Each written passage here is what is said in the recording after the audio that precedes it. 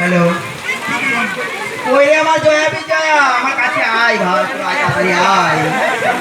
আমার আর সহ্য হয় না, বারাণসী দেখতে যাই না। আমি দিন হারে আছি শ্রী মন্দিরে। জয়া বিজয়া তো আমার ভাই হয়, কি জানতাম না তো। আমি জগন্নাথ পান্ডা, তোমার সাথে কেউ দেখতে যায় না।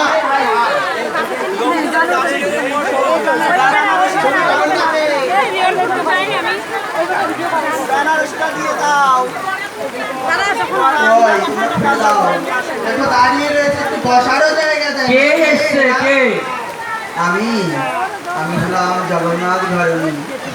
প্রমাণটা কোথায়? বাবা আমি শ্রীদেবী, আমাকে তো মানতে হবে। অবশ্যই, কেন নয়? এই জগতের মানুষ জানে আমি কে। না, ওটা বললে তো হবে। করে করলো, দরজা করলো। শ্রীকুঞ্জে জগন্নাথ, শ্রীকুঞ্জে লক্ষ্মীকে কেউ জানে না। আরে বৃন্দাবনে কোনো লক্ষ্মীর জায়গা নেই। ওই কালিয়া শিকির বেমুখরা বেরিয়ে এসো, নাহলে তোমার বাবার কিন্তু বহুত কষ্ট। কালিয়া সেবায় মগ্ন রয়েছে, এখন দর্শন দেবেন না। কালিয়া বেরিয়ে এসো, কেন না? চিৎকার করে লাভ নেই। তোমরা কি খাইয়ে ঘুম পাড়িয়ে রেখেছো আমার প্রাণনাথকে? বৃন্দাবনে কি খাওয়ার অভাব আছে? সত্যি বৃন্দাবনে খাওয়ার অভাব। আমি যেভাবে আমার প্রাণনাথকে সেবা দিই, এটা দিতে পারবেন না। ওই জন্যই তো এসেছে। প্রত্যেকবারই তো দেখি সে কিংসুকাহা রোগা হয়ে তারপরে বাড়ি ফেরে। তাও তো আটকাতে পারো না তুমি। তুমি এতই নাকি জগন্নাথ ঘরণী? আসলে চলে আসে। কেন আসবে? ক্ষমতা নেই। শোনো, একটু বেঁধে রাখতে পারো না জগন্নাথ ঘরণী তুমি? আমি স্বীকার করছি, আমার আমার আমার মুখে আমি একটু মানছি, আমার প্রাণনাথের কিছু ছোটানো কোষ আছে, কিন্তু ছেড়ে দাও, আমি নিয়েই যাবো।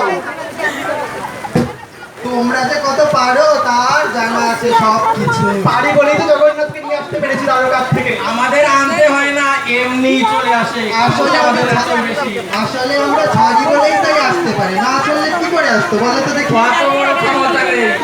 ওই জন্য 3 দিন না খেয়ে বসে আছো। শোনো, এই জল সারা নাম করে তুমি এখানে এসেছো।